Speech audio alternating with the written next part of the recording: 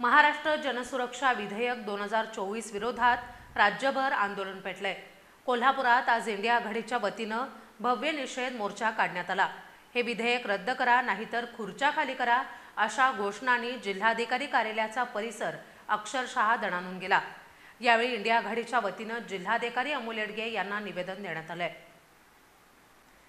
महाराष्ट्र जनसुरक्षा विधेयक 2024 ला लोकशाही विरोधी आणि जनतेच्या मूलभूत अधिकारांवर घाला असल्याचा आरोप करत राज्यभरात विविध सामाजिक संघटना, डावे प्रगतिक पक्ष आणि महाविकास आघाडी रस्त्यावर उतरली आहे।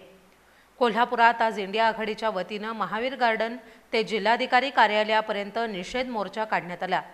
जिल्हाधिकारी कार्यालयासमोर ठिय्या मांडून आंदोलकांनी जोरदार घोषणाबाजी केली। हे विधेयक रद्द करा नाहीतर खुर्च्या खाली करा या घोषणांनी परिसर दणाणून गेला। यावेळी इंडिया आघाडीच्या वतीनं जिल्हाधिकारी अमोल येडगे यांना निवेदन देण्यात आलं।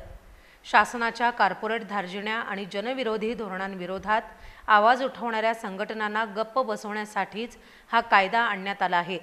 जोपर्यंत हा कायदा रद्द होत नाही तोपर्यंत संघर्ष मागे हटणार नाही असा इशाराही आंदोलकांनी दिला।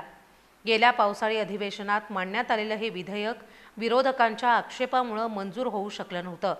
सध्या महसूल मंत्री चंद्रशेखर बावनकुळे यांच्या अध्यक्षतेखाली संयुक्त चिकित्सा समितीकडे हे विधेयक विचाराधीन असून समितीनं 1 एप्रिलपर्यंत सूचना मागवल्या आहेत। याआधी 30 जुलै रोजी मुंबईतील आझाद मैदानावर आंदोलन झालं होतं।